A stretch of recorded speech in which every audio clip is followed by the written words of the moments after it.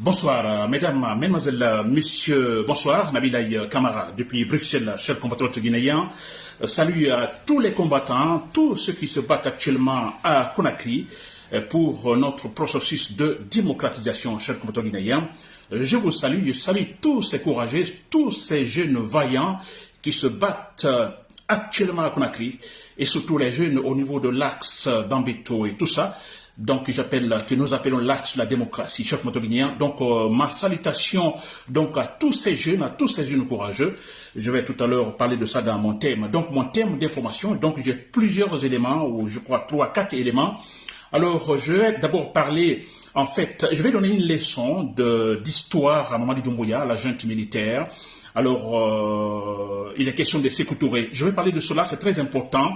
Et parce que je remarque que nous sommes désinformés, Mamadi Doumbouya est désinformé, ils sont tous désinformés par cette femme guinéenne, comment elle s'appelle, Sarandaraba, n'est-ce pas? Alors, cette populiste, chers compatriotes guinéens, je vois que beaucoup sont désinformés. Je vais donner une leçon d'histoire, l'histoire, je dis bien, surtout au centre Sékou Touré. N'est-ce pas? Sékou Touré est un dictateur, mais comment est-il devenu dictateur, chers compatriotes guinéens? Il faut en parler. N'est-ce pas? Bien. Alors, ensuite, je parlerai de l'axe Bambeto, l'axe de la démocratie, c'est vrai. Alors, et aussi, disons, je parlerai de la lutte radicale, cette forme de lutte qu'il faut mener face à ces barbares Mamadi Doumbouya. C'est la seule option, il n'y a pas autre. Je dis bien la lutte radicale, le radicalisme total. Il faut tout saboter, il faut de la confusion totale. Mamadi Doumbouya veut l'instabilité politique. Alors, nous devons l'aider. Conakry instable, la Guinée instable, Conakry infréquentable, vous verrez, c'est notre victoire. Par exemple, moi je dirais aujourd'hui, c'est une victoire. Hier, aujourd'hui, avec toutes ces machines, tous ces camions ou blindés, en fait, à travers Conakry, alors c'est de l'instabilité, c'est l'image donc un pays ou une ville en guerre, ou une ville qui attend en fait la rentrée des rebelles. Donc c'est une victoire pour l'axe Bambeto, chers compatriotes guinéens. Et très bien. Alors, je finirai par dire, bon, écoutez, c'est en fait l'enchaînement. Alors, Mamadi Doumbouya a choisi cette option pour gérer la Guinée. Alors, c'est de l'instabilité politique. On va voir qui va en fait emporter, n'est-ce pas, de l'instabilité chronique qu'on va vivre jusqu'au mois de décembre. Et comment il faut le faire, je vais en parler tout de suite dans mes actions radicales, chers compatriotes guinéens. Très bien. Alors, avant de commencer donc ces éléments, chers compatriotes guinéens, alors nous déplorons, c'est vrai, c'est à déplorer en fait l'assassinat de cette jeune maman, s'il vous plaît. C'est quand même incroyable. Mamadi Doumbouya, je vous déteste toute ma vie. D'abord, je vous déteste depuis que vous avez commencé à tuer. Vous avez juré au cimetière que désormais aucun citoyen guinéen ne mourra pour la politique. Vous avez tué et depuis là, j'ai commencé à vous détester. Et maintenant, je vous déteste à vie, Mamadi Doumbouya, à vie. Je vous combattrai à vie tant que je vis, Mamadi Doumbouya. Et tant que vous vivez, je vous combattrai. Ça, c'est clair et net. Très bien. Alors, vous voyez cette dame qui a reçu une balle perdue. Vous comprenez? Donc, les militaires, là, ce n'est pas une surprise. Ces militaires tirent des balles réelles parce qu'ils se disent, on a face à nous des oiseaux, des animaux qui ne sont pas des Guinéens. Et surtout quand c'est de l'autre ethnie, en fait, l'ethnie Peul, je ne tourne pas autour disons, du pot. Alors là, ils n'hésitent pas, il faut tirer. C'est déjà préconçu, c'est préparé avant de sortir de leur caserne. Il faut tirer les balles réelles sur ces oiseaux. Donc, comme ça, ils le disent, chers compatriotes guinéens, n'est-ce pas? Alors, vous avez des balles réelles sont utilisées. Et là, on n'entend pas ce fameux procureur général, le parquet général, dire quelque chose, faire un communiqué sur ça. Il ne le fera pas. N'est-ce pas? C'est un lâche, chers compatriotes guinéens. Très bien. Alors, vous avez vu cette dame qui reçoit une balle perdue, une balle réelle, et voilà. Elle est morte, elle est décédée. Par suite, en fait, disons, de cette balle reçue, chers compatriotes guinéens. Vous comprenez qu'on a affaire donc aux gens, donc à un pouvoir, en fait, je dirais d'abord ethnocentriste, qui a des milices politiques ethnocentristes, comme on a vu au temps de Alpha Condé.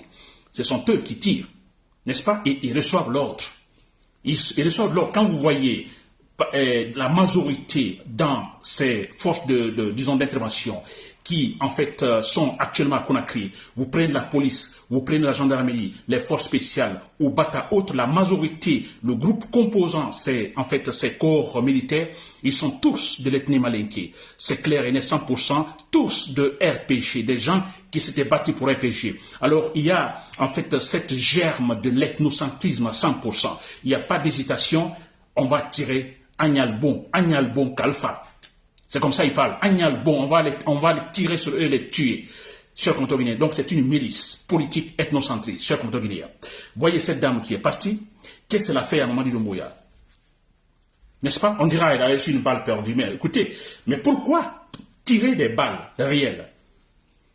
Mais moi, je ne comprends pas. Ils ont tous les moyens. Vous avez vu ces blindés, hein? Ces blindés qui sont là, qui coûtent très cher, beaucoup d'argent. N'est-ce pas? Vous prenez un camion blindé, c'est beaucoup d'argent. Alors, ils ont beaucoup comme ça. Donc, un État qui a les moyens, capable, effectivement, de rassurer ou de, tout simplement, de mettre dans l'ordre dans une manifestation, de cadrer les manifestations, ou d'arrêter les manifestants sans les tuer, sans utiliser les balles. Il doit avoir cette capacité. Mais disons, vous avez vu Conakry, vous avez vu tous ces blindés, c'est comme une ville qui se prépare, disons, à recevoir des rebelles. Mais c'est vrai. Et cette milice-là est incapable, avec tous les moyens qu'ils ont, mais parce que vous voyez, c'est tous les corps confondus. C'est quand même bizarre.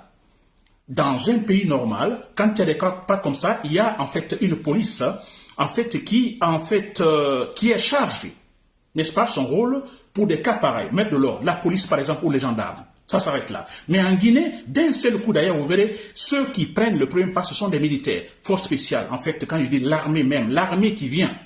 Donc, c'est-à-dire, on a affaire aux rebelles. Les rebelles rentrent à Conakry. L'armée même, n'est-ce pas, est déployée sur le terrain. Donc, on a l'armée, on a la police, on a la gendarmerie, tous les corps sont là. On a la garde présidentielle.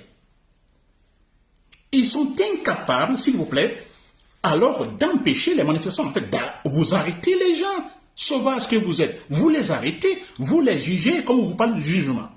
Et vous les sanctionnez. Mais pourquoi vous tirez des balles? C'est parce qu'il y a l'ethnocentrisme. Je vous le jure, chers compatriotes guinéens, en tirant, ils se disent, bon écoutez, ce sont eux, il faut tirer. Ils se croient qui en Guinée? C'est cela. Pensez-vous que la Guinée peut aller ainsi? Pensez-vous que nous pouvons organiser la Guinée ainsi? Pensez-vous qu'avec ça, nous pouvons obtenir ou atteindre des objectifs politiques? Jamais. Jamais, chers compatriotes guinéens. N'est-ce pas? Alors, ça c'était un élément en fait d'actualité. Toutes mes condoléances donc à la famille de cette jeune femme. S'il vous plaît, chers compatriotes guinéens, ça doit choquer tout le monde. Cette dame, il faut une vengeance à 100%. J'ai dit une vengeance à 100%. Je parlerai tout à l'heure dans la section radicale, la forme de combat qu'il faut mener, le radicalisme total. N'est-ce pas? Alors, autre élément qu'il faut en parler avant d'attaquer les thèmes proprement dit. Alors, on entend parler, disons, de la Constitution, n'est-ce pas? Alors, la Constitution, en fait, certains déjà auraient lu cette Constitution, par-ci, par-là. Alors moi, tout ce que je vais dire, moi, je ne rentre pas dans les détails. Je ne rentre pas dans les détails. Cette Constitution élaborée par Mamadi Doumbouya, quand Mamadi Doumbouya va tomber, voilà, nous effaçons totalement. Elle sera totalement effacée. Tout acte qui sera placé dans Mamadi Doumbouya, c'est à refaire totalement. Je ne veux pas rentrer dans ces articles par-ci, par-là. Et tout élément passant par ce monsieur de Conseil national de la transition, comment il s'appelle, vous pouvez me rappeler, le président du Conseil national de la transition. D'ailleurs, c'est normal que j'oublie son nom, n'est-ce pas? Alors, tout acte qui passe par ces gens-là, parce qu'ils sont des malhonnêtes, vous comprenez, dès que Mamadi Doumbouya va tomber, tout sera repris. Tout sera repris. La Guinée, les Guinéens, les intellectuels guinéens, tous les Guinéens se battront pour faire une constitution. N'est-ce pas? Tous les Guinéens ensemble, dans l'ambiance, disons, communautaire, donc générale, nationale.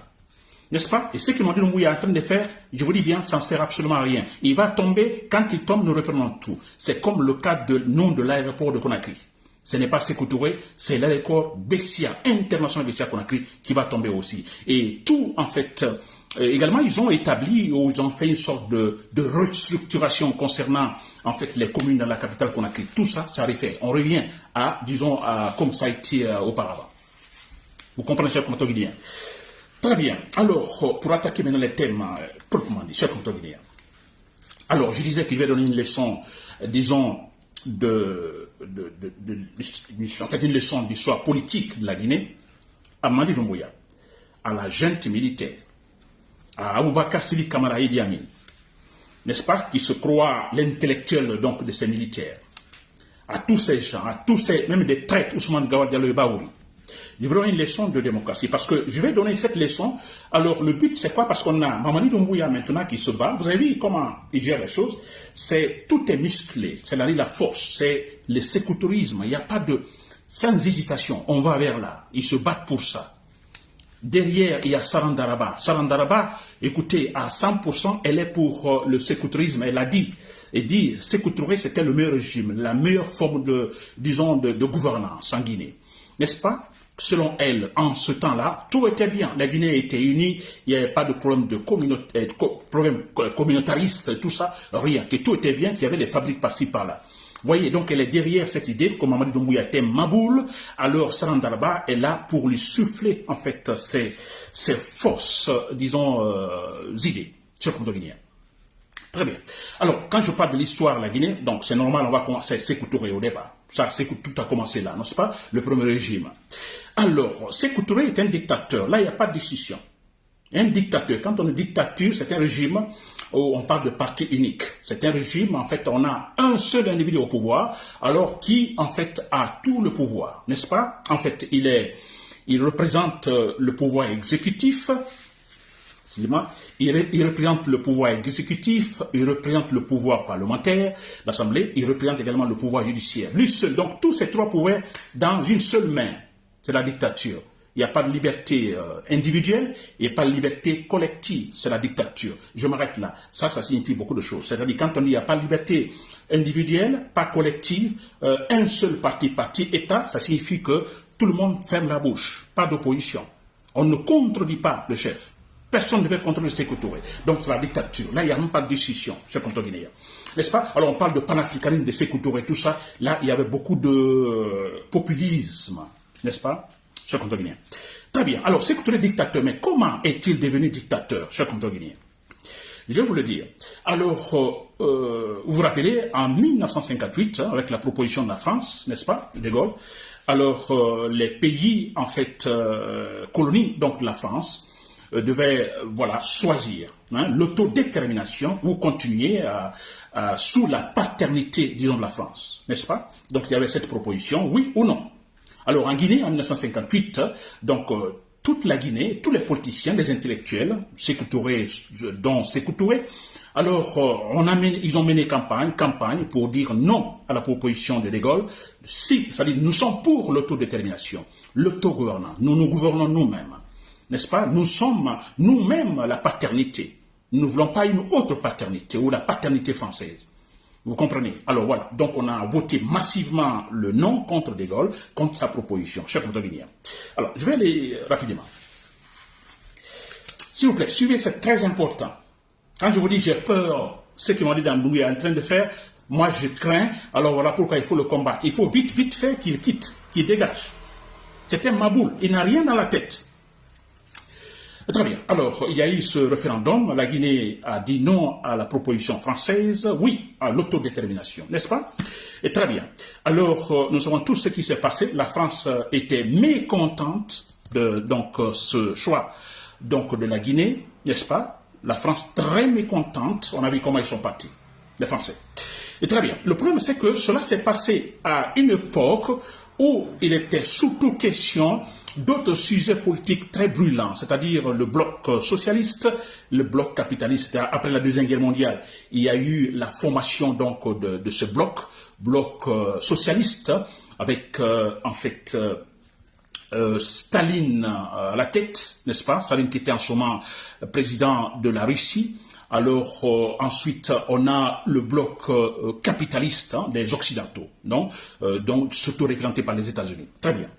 Alors, je dis bien, quand on a dit non à la France, n'est-ce pas, en ce moment précis, le monde était divisé presque, vous voyez, en deux. C'est-à-dire, politiquement parlant, donc, je dirais trois, il y avait les noms alignés, je vais parler de ça tout à l'heure. Donc, il y avait le bloc capitaliste et le bloc socialiste. Le bloc socialiste, c'est la Russie, c'était la, donc, avant, on parlait de la Yougoslavie, n'est-ce pas, de la Pologne, de la Bulgarie, voilà, tous ces pays de l'Est. N'est-ce pas? Très bien, chers compatriotes. Et même là, la Chine, au Cuba également. Très bien, chers compatriotes. Alors, vous avez compris. Alors, et quand je parle de ces deux blocs, super importants, alors chaque bloc cherchait à se faire prévaloir en disant, bon écoutez, nous formons le meilleur, nous avons la meilleure politique pour la gouvernance, nous sommes les meilleurs. Les socialistes disent, nous sommes les meilleurs, les capitalistes, les occidentaux disent, nous sommes les meilleurs. N'est-ce pas? Et quand vous dites que vous êtes les meilleurs, alors cette campagne, c'était effectivement avoir des membres des autres pays. N'est-ce pas? Voilà, les Américains, les Occidentaux cherchent également que d'autres pays entrent dans le bloc capitaliste. Donc c'était le vrai combat en ce moment. N'est-ce pas? C'était, on parlait de la guerre froide et tout ça. Et les socialistes également se battaient pour qu'il y ait également d'autres pays finalement entrent aussi dans leur bloc, les blocs socialistes. Donc il y avait c'était très sérieux, hein, très sérieux parce qu'il y avait pas mal d'assassinats. Certains chefs d'État étaient tués parce qu'ils ont choisi tel camp ou ils ont refusé de choisir tel camp. Il y a eu des assassinats. Je peux parler par exemple de Patrice Lumumba au Congo, au Zaïre, on l'appelait en ce moment. N'est-ce pas? C'était un exemple frappant. Très bien. Alors, vous avez compris. Alors, quand la Guinée a dit non à De Gaulle, n'est-ce pas? Alors, les Occidentaux, ils sont restés inquiets. Ils sont restés inquiets et la France se retire. La Guinée est le seul pays à dire non, nous nous autodéterminons.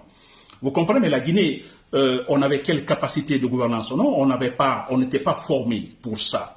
Hein? On a demandé la paternité, mais on n'a pas tous les moyens pour tout le droit, vous comprenez, exercer tout le droit. Donc les fonctionnaires, ça manquait, les professeurs, ça manquait, donc on n'était pas qualifiés. Vous comprenez? Et c'est ainsi, comme il y avait donc ce combat entre le bloc socialiste et le bloc capitaliste, les socialistes, alors il faut bondir sur l'occasion. Ah, on a en Afrique de l'Ouest, en Afrique, surtout en Afrique de l'Ouest, un pays qui vient de dire non aux Occidentaux, non aux capitalistes. Alors, mais c'est vrai, ils vont bondir sur l'occasion, ils ont bondi sur l'occasion, ils se sont approchés de Sékou Touré. Venez par là, nous, voilà, vous atteindrez effectivement l'objectif politique que vous voulez. Nous avons donc la meilleure forme politique, la meilleure doctrine politique. Ça, c'était l'argumentation des socialistes, des pays socialistes, le bloc socialiste. Sékou Touré n'avait pas de choix.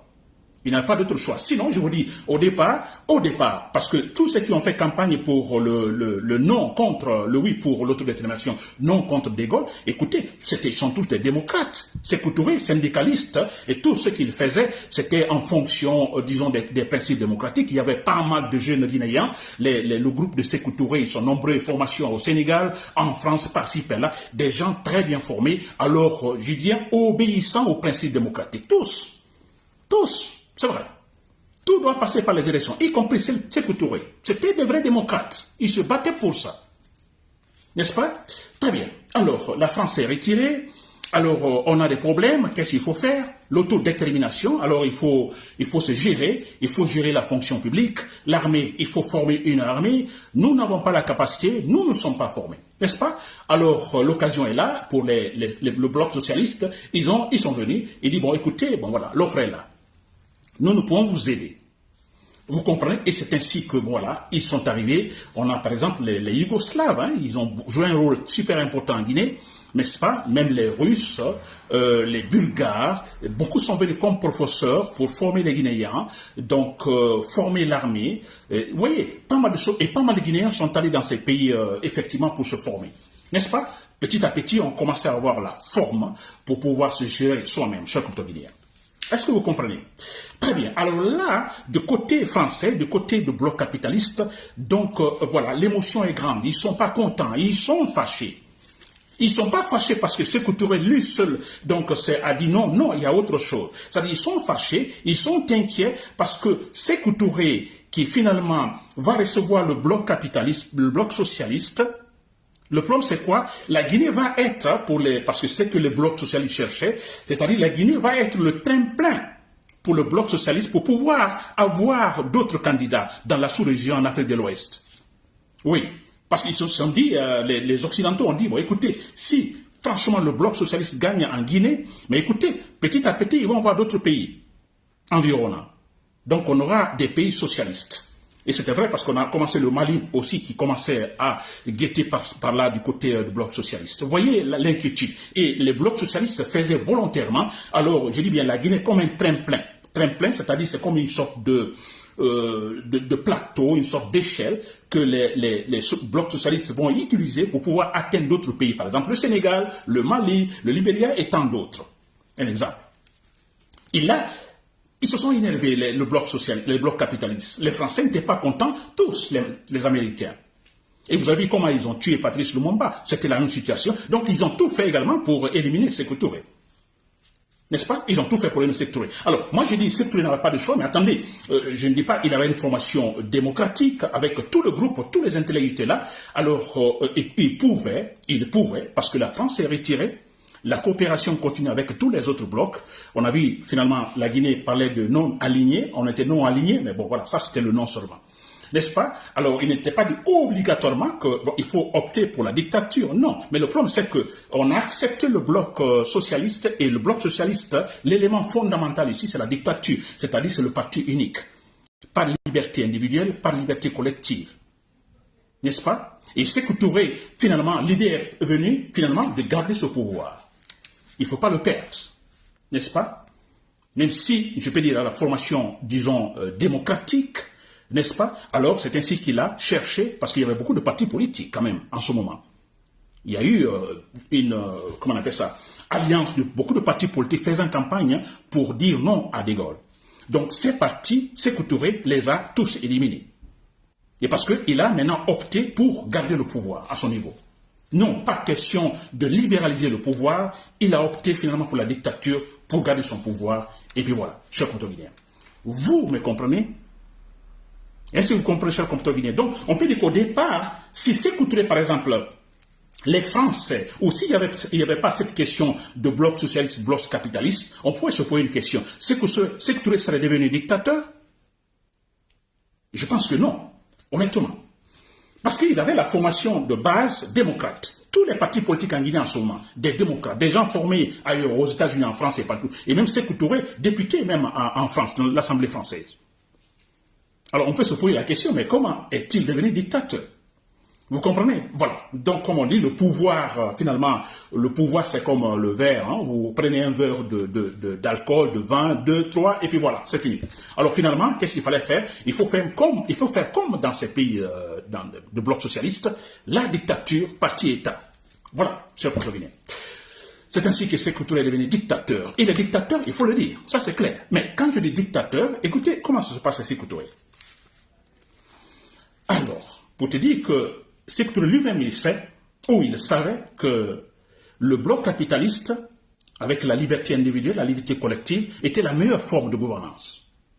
Il le sait. Et c'est là aussi, il y a la qualité de vie. Sékou Touré le savait. Vous savez pourquoi? Sékou Touré, écoutez, quand il est tombé malade, après il est décédé. Quand il est tombé malade, il n'est pas allé se faire soigner en Russie ou en Yougoslavie, qui étaient en Guinée. Tous ces gens-là, ils étaient en Guinée, qui ont aussi, en fait, des hôpitaux, je peux dire performants, mais pas en comparant aux hôpitaux aux États-Unis, par exemple, ou en France et autres.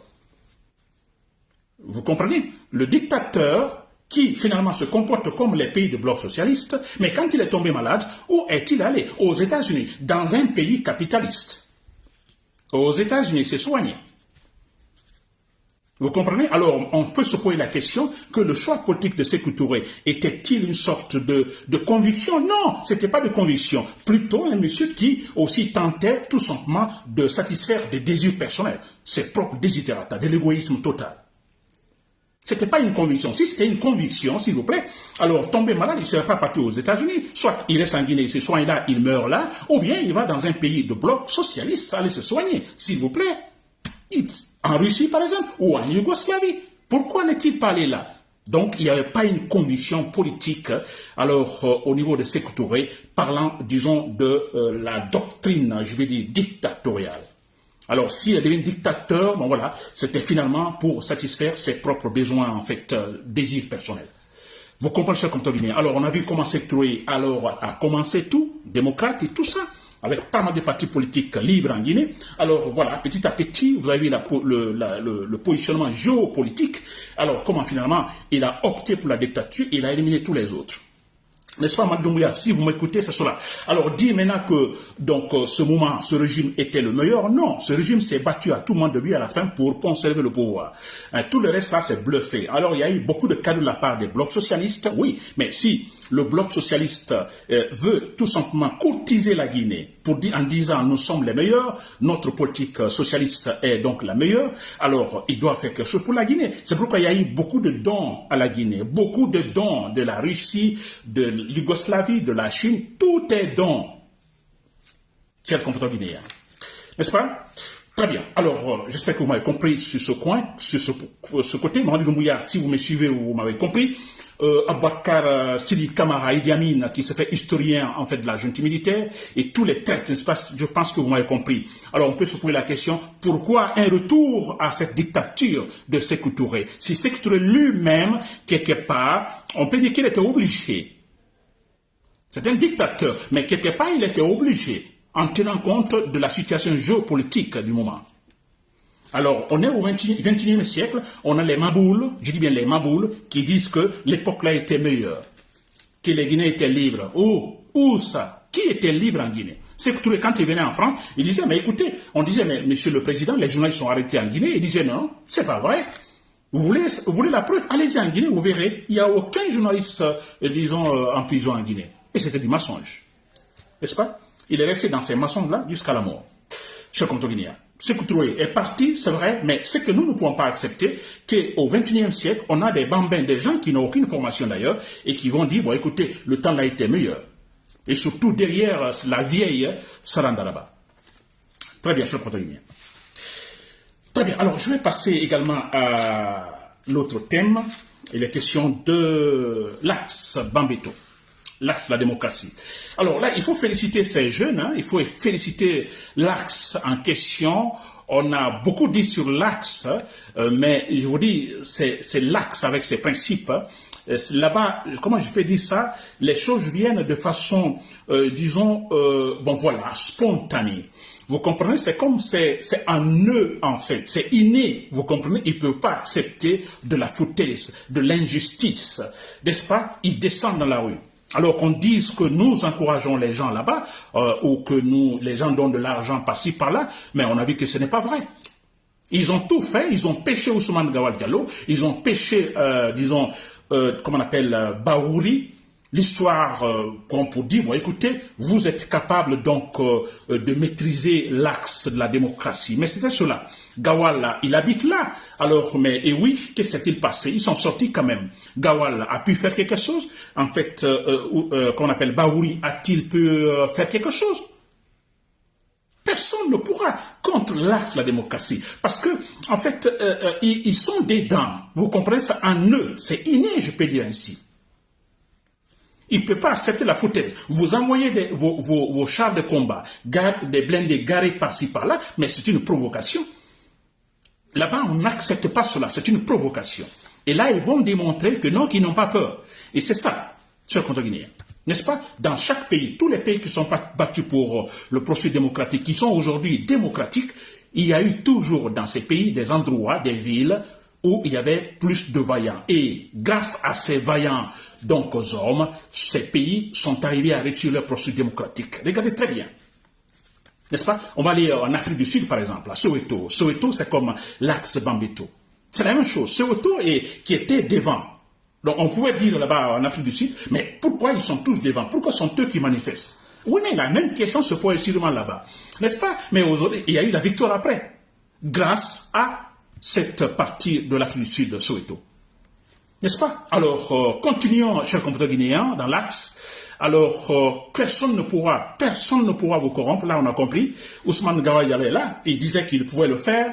Alors, on a vu Camara, secrétaire général, président, dire, bon, écoutez, il donne de l'argent aux jeunes pour manifester. n'est-ce pas? Alors vous avez beaucoup d'argent, vous avez pourtant beaucoup d'argent. Donnez l'argent à ces jeunes-là pour ne pas qu'ils manifestent. Si c'est pour l'argent, vous verrez, si effectivement c'est pour l'argent, vous leur donnez l'argent, vous verrez, ils ne vont pas sortir. Mais ce n'est pas l'argent, logiquement, ce n'est pas cela. Ils n'acceptent pas des foutaises, de la malhonnêteté, chers compatriotes guinéens.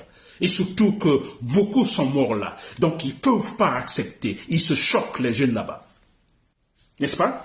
Très bien, l'axe, la démocratie, alors nous vous encourageons, donc seulement l'axe seulement est capable, elle a démontré, de déstabiliser le régime. Aujourd'hui, Conakry instable, hier Conakry instable, aujourd'hui Conakry instable, parce que quand il y a tous ces blindés dans la ville, par-ci, par-là, écoutez, que diront en fait les diplomates en place, au bon Dieu? L'investisseur qui va venir en Guinée, il va réfléchir 1000 fois avant de venir investir en Guinée. Non, parce qu'il dit dans cette ville, à tout moment, quelque chose peut éclater. N'est-ce pas? Grâce à l'axe Bambeto, cher compteur guinéen. Alors, moi, je dis c'est une réussite totale. N'est-ce pas? Une réussite totale, qui est tous les blindés. Vous voyez combien de blindés? On parle de 300, 400 qui sont là, et tous les corps confondus qui viennent pour, en fait, je parle de la garde présidentielle, la bataille, la gendarmerie, la police, tout ça ici. N'est-ce pas? Donc, c'est une victoire pour nous, une victoire pour l'axe, la démocratie, qui est arrivé à déstabiliser dans Doumbouya, n'est-ce pas? À coller l'étiquette Guinée instable. Ça, c'est vrai. Et sur le plan international, ça a beaucoup de sens. Très bien. Je passe à l'autre en ce qui concerne la lutte qu'il faut mener. Voilà, nous avons compris, je parle de ma position radicale, la lutte radicale qu'il faut mener contre Mamadou Doumbouya jusqu'à ce qu'il tombe, cher compteur guinéen, jusqu'à ce qu'il tombe.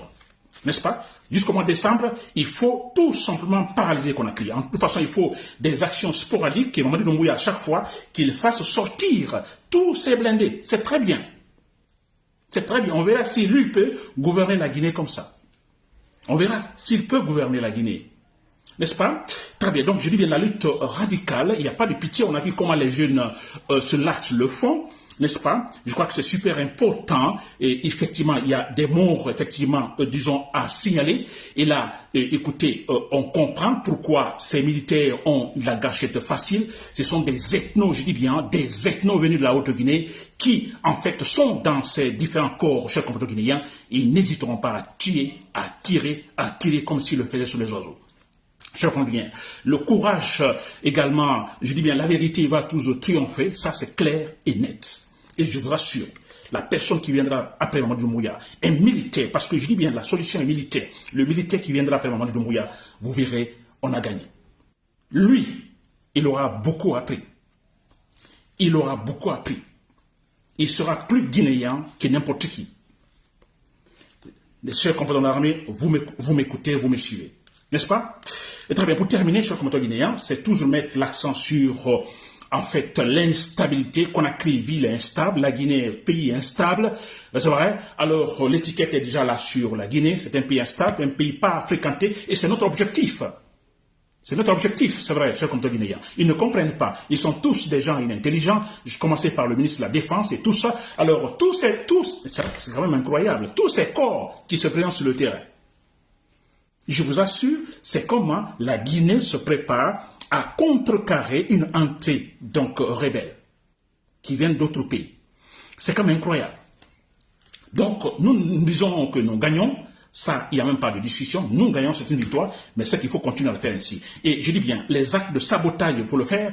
Les actes de sabotage, ceux qui ont les moyens, parce que je parle de la lutte radicale, ceux qui ont les moyens, tous les escrocs, tous les traites, Ousmane Diallo, en fait, surtout Baouri et autres. Alors, s'il y a les moyens, chacun arrive à avoir une arme à feu, vous comprenez, des gens, il faut les éliminer. Et les militaires, les compatriotes dans l'armée, alors, puis si vous m'écoutez, vous pouvez, par exemple, en fait, je dis bien, télécommander, vous comprenez.